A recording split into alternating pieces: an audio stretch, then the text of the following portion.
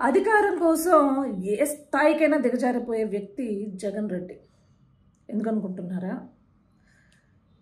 వ్యతిరేకంగా మాట్లాడుతున్నారు అని సొంత రక్తమైన చెల్లెల్నే హత్యలు చేసేవాళ్ళని, లేకపోతే ఇల్లీగల్ రిలేషన్స్ ఉన్నాయి అని చెప్పేసి నిత్యం సాక్షిలో కానీ వైఎస్ఆర్సీపీ పార్టీ సోషల్ మీడియాలో కానీ నిత్యం వారిపైన కథనాలు చూస్తూనే ఉన్నాం. వారిని క్యారెక్టర్ అసాసినేట్ చేస్తూనే ఉన్నారు. సొంత చెల్లెలు కూడా బయటకు వచ్చి బాధపడుతూ చెప్తూ ఉన్నారు.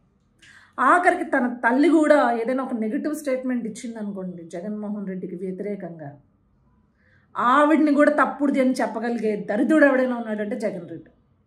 ఈరోజు భువనేశ్వరి గారి పైన తప్పుడు నిందలేస్తూ తప్పుడు ఆరోపణలు చేస్తూ ఒక డీప్ ఫేక్ ఆడియో చేయించి వైఎస్ఆర్సీపీ గ్రూప్స్లోనూ వాటిని సర్క్యులేట్ చేయాలి అని చెప్పేసి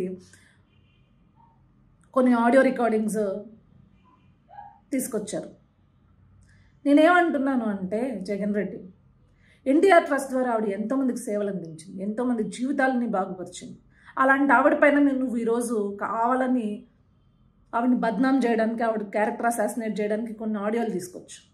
అవి చూసి కడుపు మండినోడు ఎవడైనా సరే, టెక్నాలజీ అందరికీ అందుబాటులో ఉంది కదా, భారతిరెడ్డివి అదే డీప్ ఫేక్ ఆడియో అదే స్థాయిలో బయటకు వచ్చిందనుకో, ఎందుకు 3 గంటలకి తెల్లవారుజామున మాట్లాడిన కథనాలు ఉన్నాయి కదా ఛార్జ్ షీట్ ప్రకారం, అదేవిధంగా ఆ ఇద్దరు వ్యక్తులు మాట్లాడుకున్నట్టు కనుక డీప్ ఫేక్ ఆడియో బయటకు వచ్చిందనుకో ఏమైపోతావు?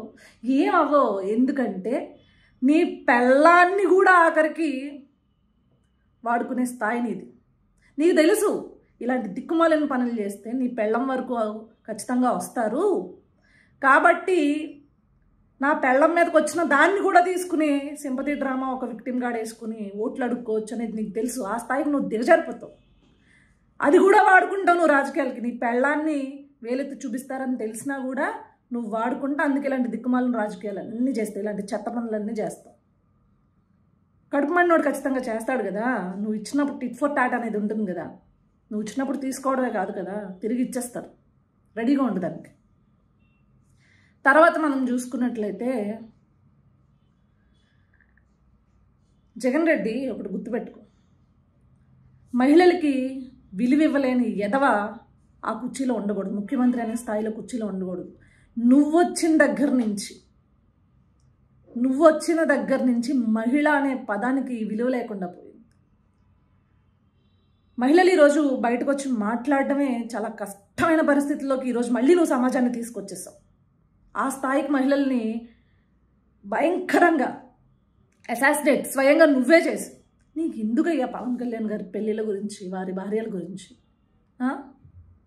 నీకెందుకు?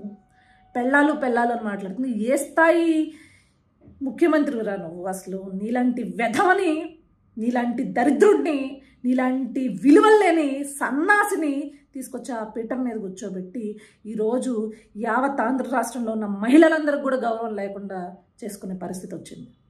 మాట్లాడితే పెళ్ళాల గురించి మాట్లాడుతున్నావు. జగన్ రెడ్డి, జనాలు ఏమంటున్నారు తెలుసా? నువ్వు పవన్ కళ్యాణ్ గారి భార్యల గురించి మాట్లాడుతుంటే, రాజారెడ్డి రెండో పెళ్ళం మనవడంట కదా జగన్ రెడ్డి అని మాట్లాడుతున్నారు. మన కింద నలుపు చూసుకోకుండా పక్కాళ్ళ గురించి మాట్లాడితే నీ కింద నలుపు కూడా ఎత్తి చూపిస్తారు కదా జనం. సిగ్గుండాలి ఇలాంటి దిక్కుమాలిన పనులు చేయడానికి.